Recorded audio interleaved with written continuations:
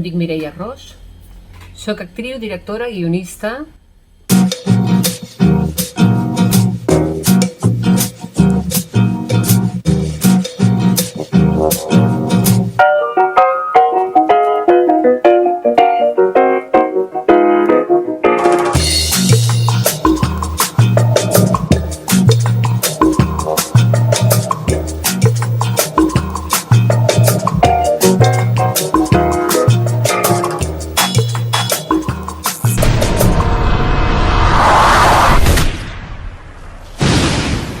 Se hace lo que se puede.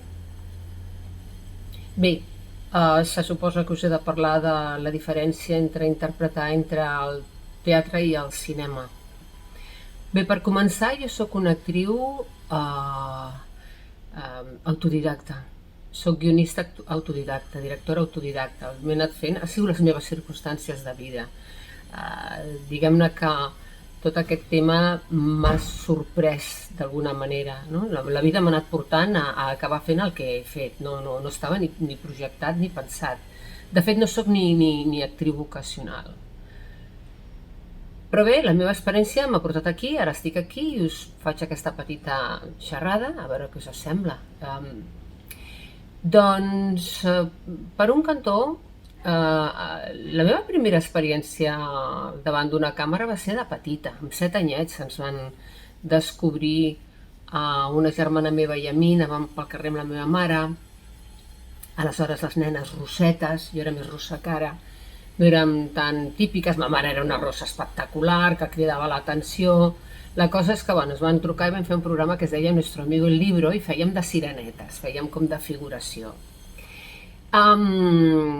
Després d'aquesta experiència i en paral·lel fèiem unes postals que es deien Escudo de Oro, que fèiem de pastorets i de pastoretes, d'aquelles postals de Nadal o de Montserrat, no? A mi sempre em feien fer de noi, jo tenia un trauma horrible. I hi havia una germana meva, perquè som 7 noies, que li deien, i 2 nois, que li deien la Vedet de Fissa, que era l'empresa, no? I al final jo vaig acabar sent, la tímida compulsiva que era jo, vaig acabar sent l'actriu de casa. Doncs, en el meu cas, la interpretació, la vaig anar descobrint sobre la marxa i recordo que en un moment determinat vaig anar a parar al cinema. Ja sabeu que jo soc una de les actrius del Destape, o sigui que sóc una intrusa, una de les intruses d'aquella època. Aleshores, em vaig anar creixent d'alguna manera conscient d'aquest fet, el tenia conscient i present, i això em va portar en un moment determinat a interessar-me per fer teatre. I vaig tenir la sort de treballar amb gent molt interessant, com l'Esteve Polls, que em va ensenyar a dir el vers amb naturalitat. Vaig treballar amb el Jordi Messayes, amb el Jerome Sabarí, amb el Jorge Labelli, amb el Pep Tossà recentment, no els dic tots ara perquè no em venen.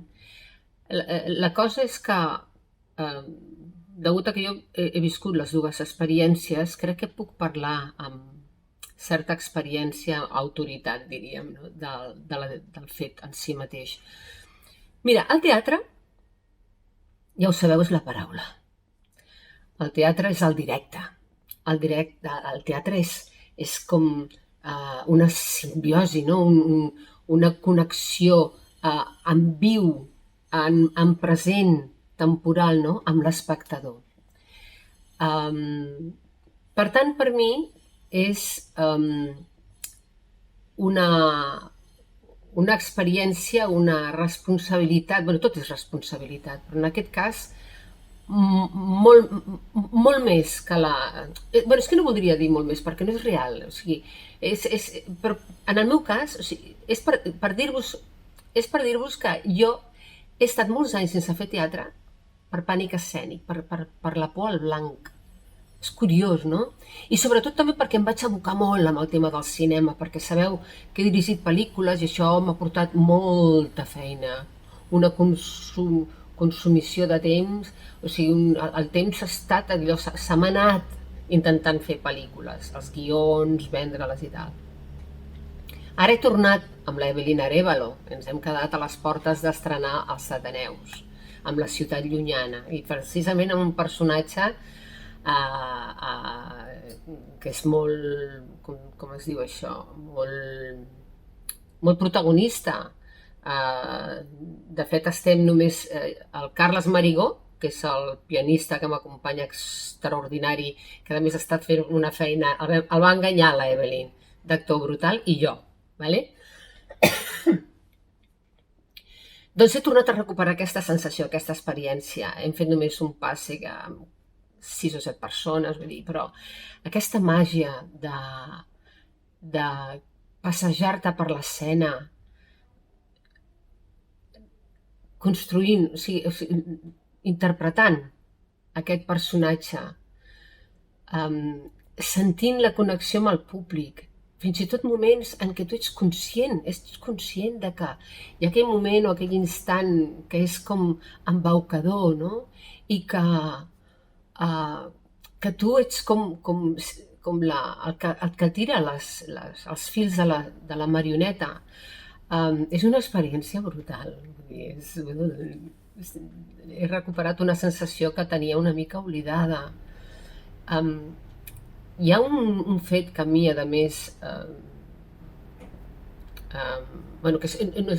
és un fet que hi ha una mica de debat al respecte, no? Que és el tema d'anar amb microfonats. Jo penso que, igual que en un temps en el teatre, doncs les llums no eren les llums que tenim ara, tecnològiques i informatitzades, no? Igual que els escenaris també eren escenaris de cartopedra, no? I ara tenim uns telars i una sèrie de... bueno, ja sabeu. El tema que la veu vagi en microfonada no li treu valor a l'actor del teatre.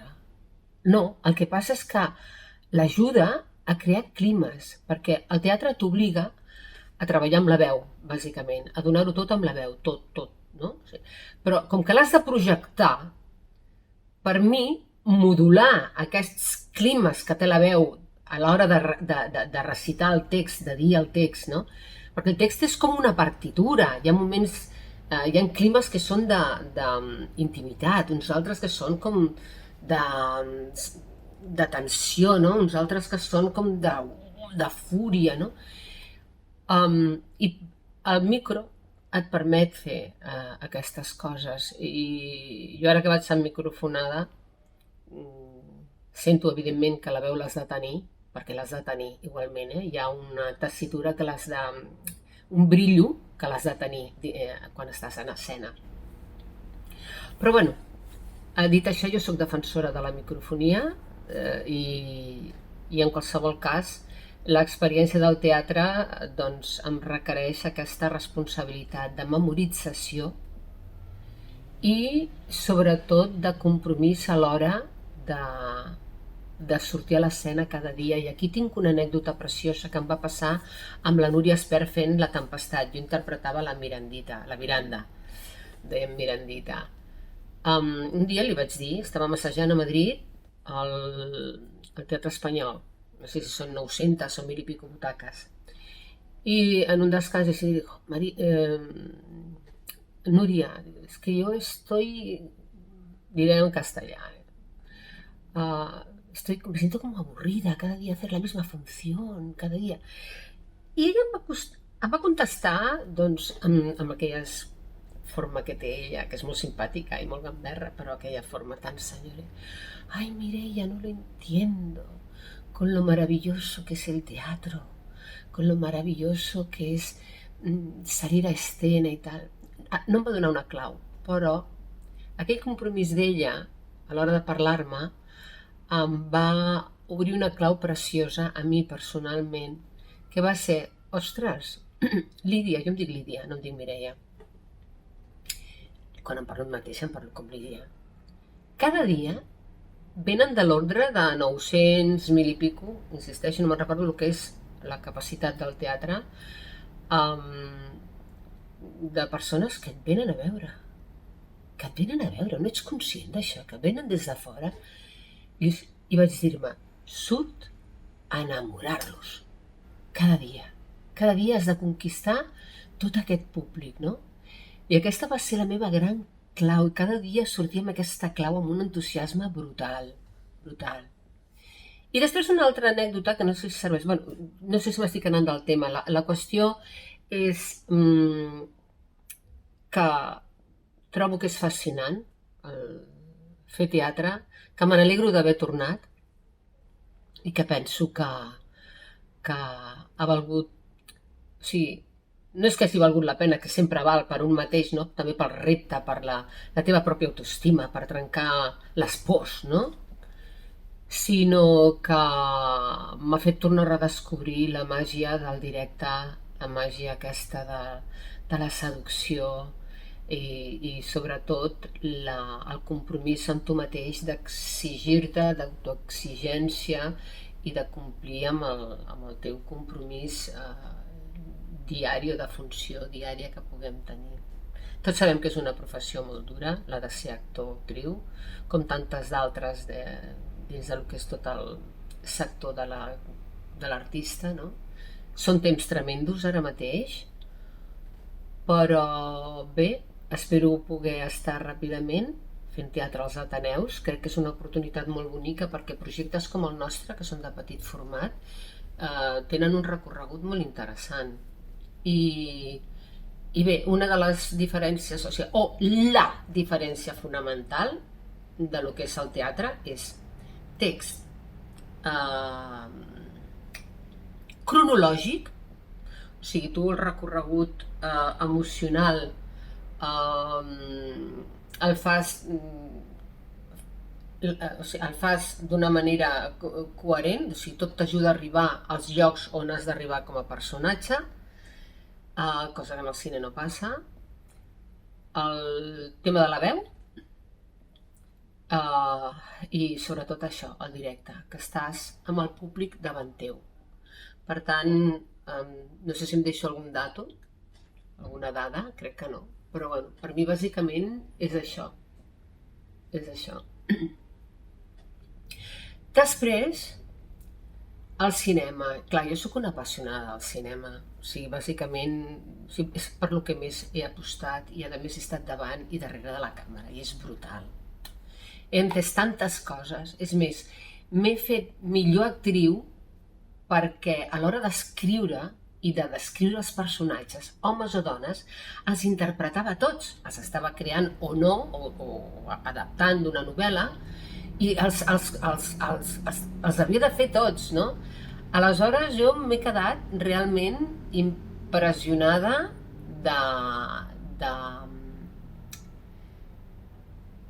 de les portes que m'ha obert respecte a això, respecte a la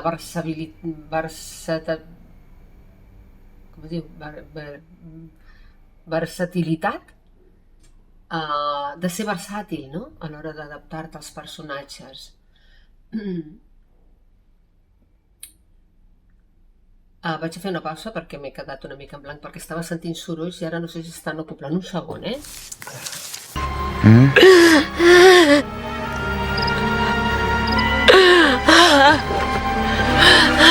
So if that's what you want, Miss Hughes. ¡Ay, quieto! ¡Ay, toda! Vengo a pedirle perdón. Pues empiece. Que nada, que si en algún momento le he ofendido, pues casi o por casualidad. Que yo en ningún momento he querido faltarle al respeto. Tener un hombre de rodillas sube mucho la moral. Ja sóc aquí.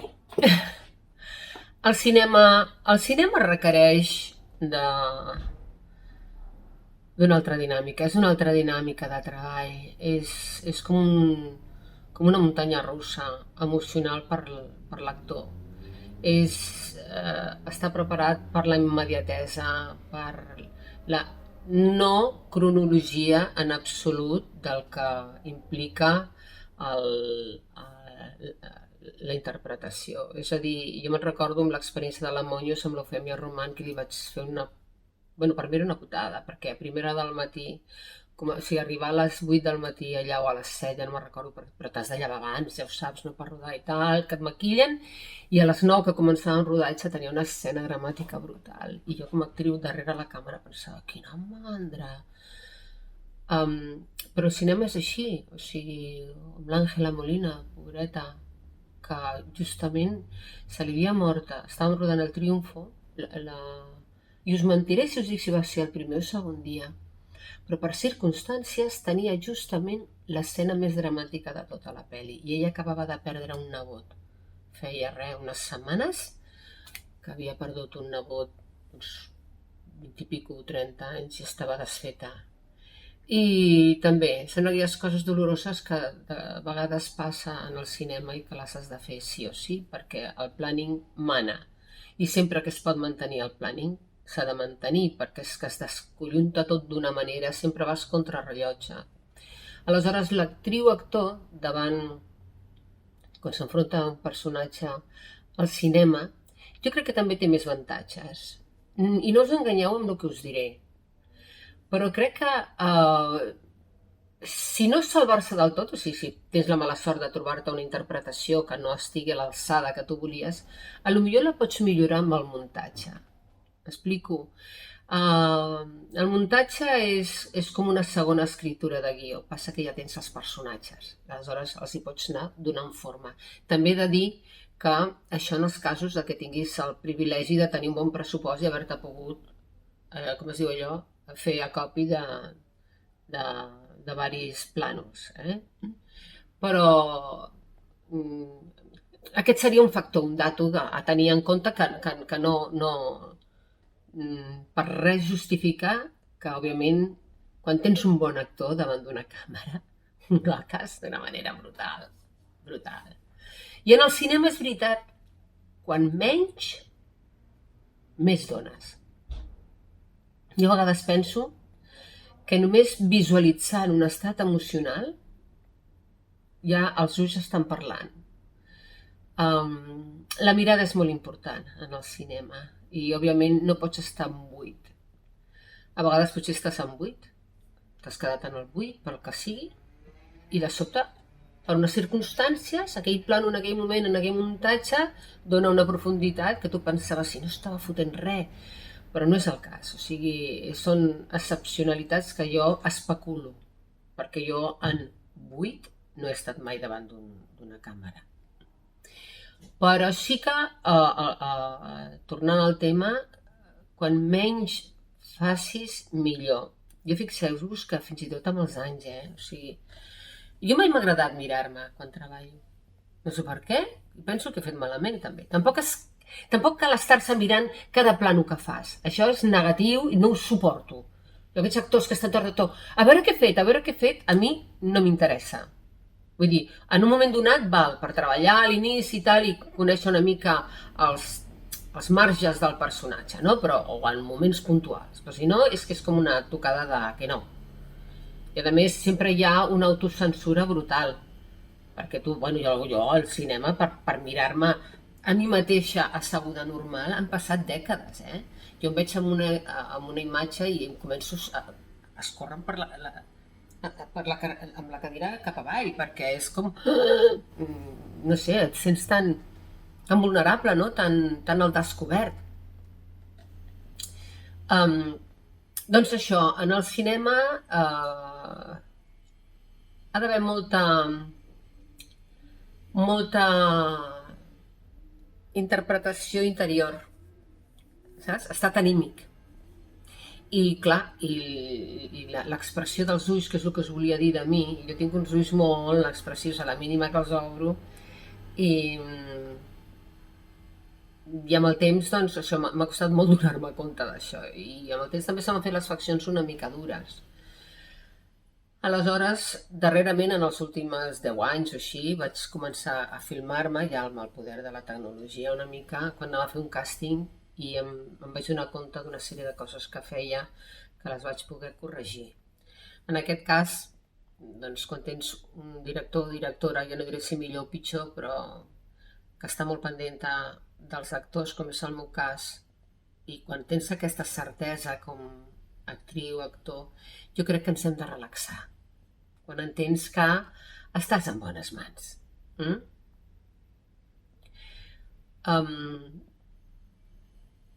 La paraula és obvi que ja està allà, perquè l'instrument de la veu ja l'has treballat prèviament com amb la teva preparació actoral i no ha de suposar cap altre problema. I aquí amb els micros, doncs evidentment la teva veu pot ser eufòrica, pot ser violenta, pot ser càlida, pot ser tendra, pot ser misteriosa, íntima. Et pots permetre aquests luxes. Pot ser amenaçadora.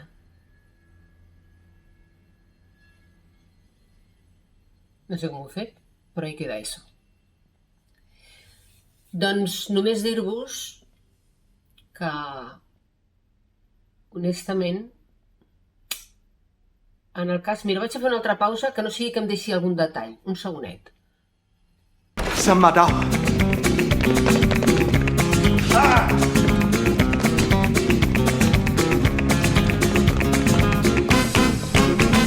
En el barrio mandaba las bandas. Como en las pelis esas de la mafia. Y de todas, la que más mandaba era la del Gandhi. Alguien se ha ido de la húmeda, nos han dado por culo. ¿Sabes a quién me refiero, verdad, Luis? Deja en paz a la Susi. Apártate de ella si no quieres encontrarte conmigo.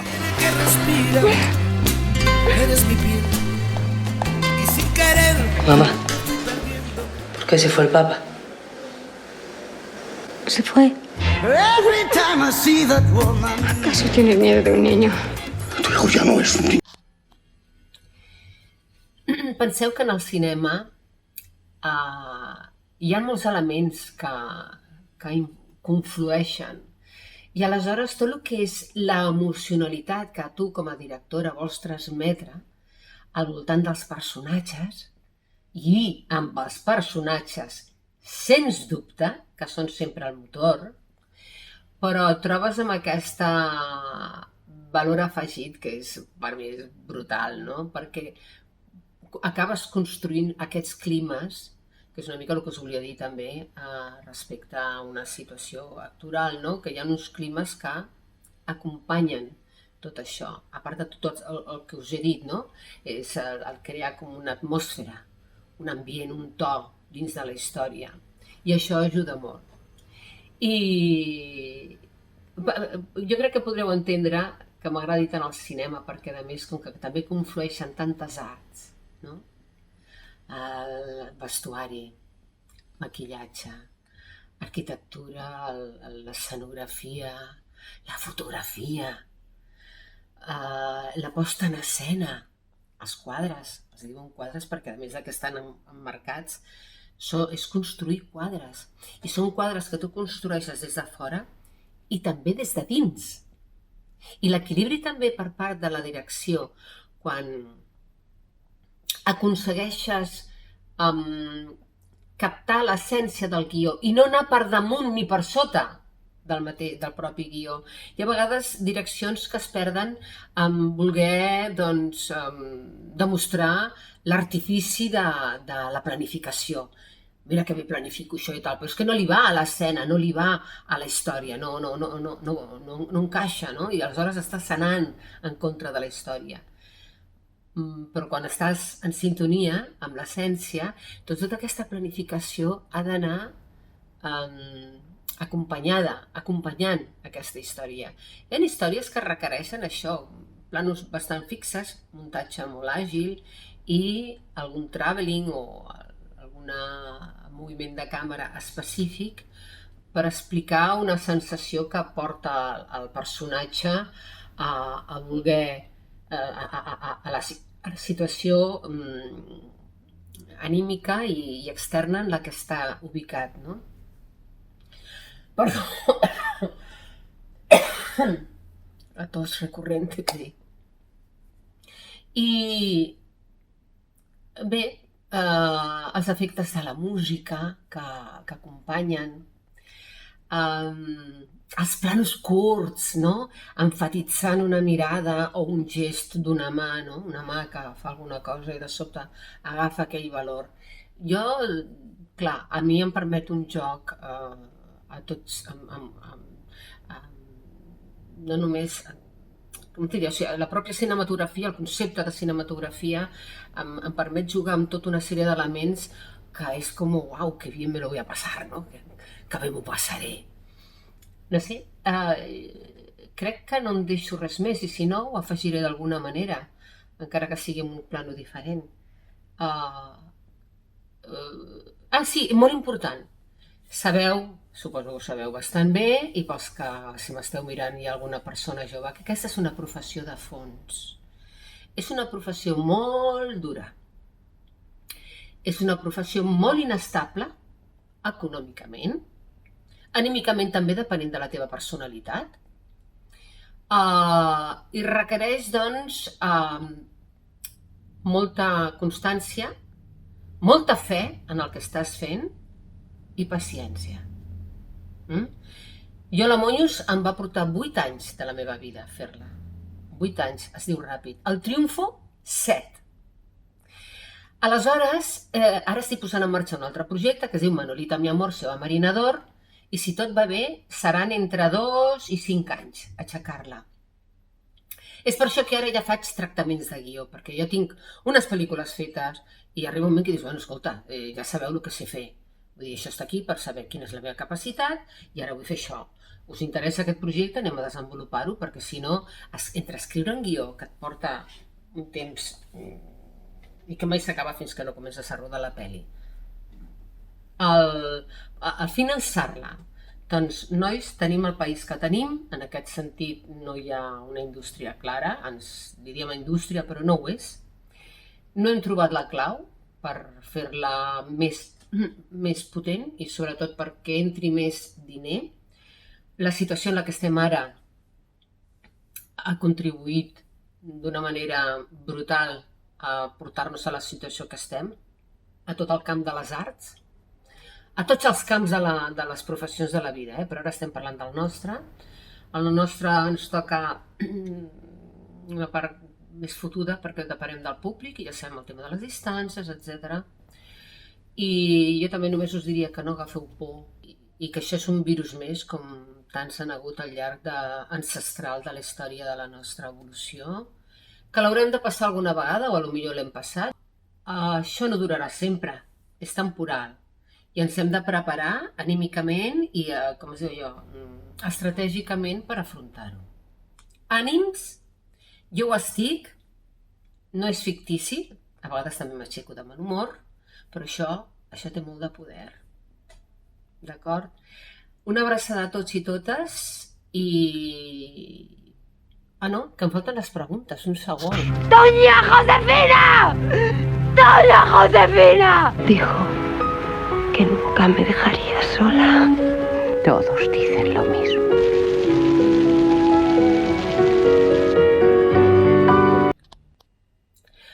A veure, una de les preguntes que feu, algunes les he contestat al llarg del... Però bueno, puntualitzaré aquesta, si el teatre en línia és teatre. Home, el teatre és per veure'l al teatre. I després hi ha el teatre filmat. El teatre en línia, clar, tota la nova tecnologia ha canviat tant la nostra mentalitat de veure determinats espectacles. Per exemple, l'audiovisual ho ha canviat tot, ha canviat totes les estructures. Però el teatre, el valor que té és el que us he dit abans, o sigui, és el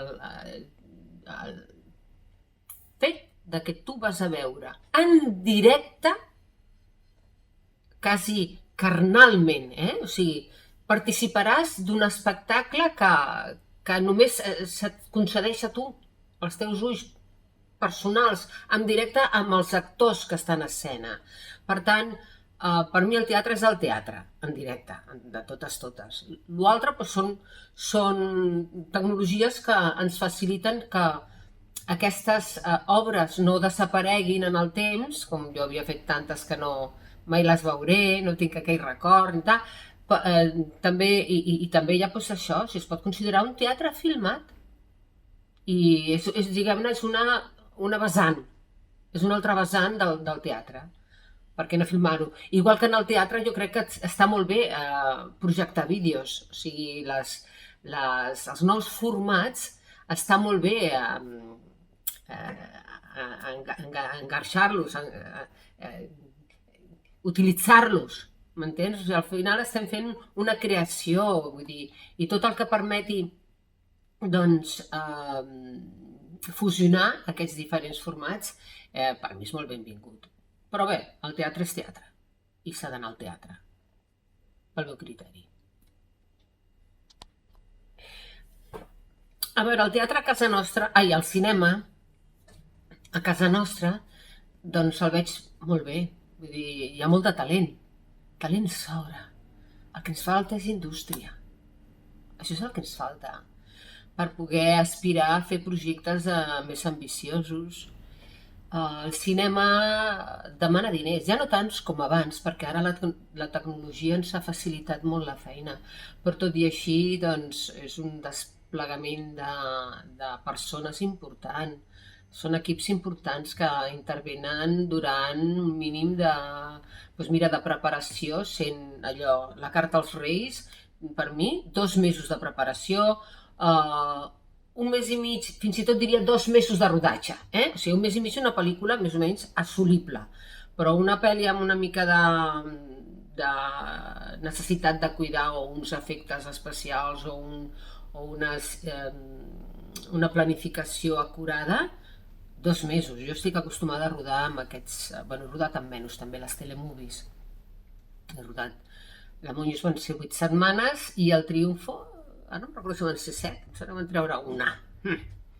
Però quan ho tens molt ben preparat vas molt a pinyó fixa i amb un bon equip al darrere. Per tant, què passa al cinema a casa nostra? Doncs clar, ens falta el mitjà més vital, la sang, els diners.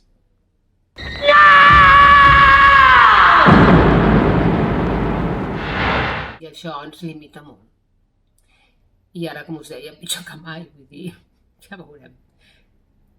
També em pregunta algú si el cinema amateur, bé, ara amb aquestes noves tecnologies molts podem intentar fer algunes coses, Amb un telèfon mòbil es poden fer virgueries. Doncs bé, el cinema amateur és com el teatre amateur, és, diguem-ne, el bressol o el crisol d'on surten els nous talents. El cinema, en diferència al teatre, és que necessites molt d'equip tècnic que t'acompanyi. En teatre, tu en un moment donat pots preparar una obra i la prepares amb els amics, amb els col·legues i tal, porta una feinada, però et pots permetre aquest luxe, comptant amb el temps dels altres, que el temps són diners. Però bueno, com que és el nostre temps, el regalem o el cedim de la manera que considerem si hi ha algun projecte que ens engresca. Però en el cinema, torno a dir, això es complica una mica més. Perquè encara que vulguis regalar temps, de sobte necessites un director de foto, un tècnic que l'acompanyi, un ajudant d'enfoquista, necessites una vestuarista, necessites un script que t'ajudi a mantenir els ràcords, necessites un director artístic o directora artística, necessites un equip de producció que t'acompanyi perquè potser has de parar un carrer o has de fer una gestió per llogar un local o una casa o el que sigui per rodar. Necessites tantes coses i després ve la pospo, necessites un laboratori que et faci tot l'etalonatge, necessites un muntador o muntadora, vull dir, és un merder del 15. En teatre, doncs, en un moment donat, fins i tot pots ser tu sol que et preparis alguna cosa per tu. Però el que sí que és cert és que la soledat d'aquest corredor o corredora de fons que som els actors, les actrius, és que si no... Nosaltres és com el pintor pinta un quadre, d'acord? I de sobte, potser no el veu ningú, però el té allà, i qualsevol dia potser el podrà ensenyar, però l'actriu o actor, què fem? Fem un text, l'assagem per nosaltres, per estar per casa, però si no tenim on exposar-ho, Bueno, ni tan sols tens el text per ensenyar-ho. Sí, bueno, te'l saps de memòria, però, clar, potser dura 1 hora, anem a dir mínim, i el fet d'aconseguir gent que t'escolti durant 1 hora, que seria la visibilitat que en un moment donat tindria un quadre, no ho tenim. Vull dir, és tremendo. I això passa també amb els ballarins i ballarines. Esperem que hi hagi també un nou ressorgir de consciències, igual que s'ha fet amb el tema sanitari, amb les residències dels avis, que penso a més que per aquí podríem fer una labor els actors i actrius per anar-los a distreure una estona, perquè s'avorreixen com ostres. Això és el pitjor que tenen les residències, s'avorreixen com ostres. Faig una crida, ok? I doncs això, ja està. Ai, si m'agrada més fer teatre o fer cinema, per mi són vasos comunicants. Ara mateix m'agraden les dues coses i si puc anar saltant de l'una a l'altra seria un privilegi. I per tot el que us he dit també abans, em considero molt privilegiada. Una actriu molt privilegiada, una persona molt privilegiada que ha pogut fer totes aquestes coses malgrat les dificultats que hi ha al darrere, que molta gent, molt de públic es pensa que això és el xocolata del lloro, i no ho és. Us ho he dit abans. És molt complicat i es requereix tot el que ja us he dit anteriorment. Molta fe en el que fas, molta paciència, molt empeny, molta voluntat. I crec que amb això ja... A veure... Fas el màster... Vale, ja està. Doncs tot això... Crec que ja n'hi ha prou, no sé ni el que està durant. Bé, doncs ens veiem aviat als teatres dels Ateneus amb La ciutat llunyana, que és un espectacle preciós, és un bombonet. I em veureu a mi amb mi plena maduresa fent una vedette, una vedette del paral·lel dels anys 30, amb el Carles Marigó, a la música i a la interpretació, i la Evelina Arévalo com a autora de text i directora. Una abraçada a tots i a totes i llarga vida als Ateneus. ¿Has oído hablar de la máscara del teatro? La máscara te protege. Tras ella puede ser otra, otras, incluso otros. Siempre oculta, irreconocible para los demás. Es fascinante, ¿no es, Pa? A mí me divierte mucho.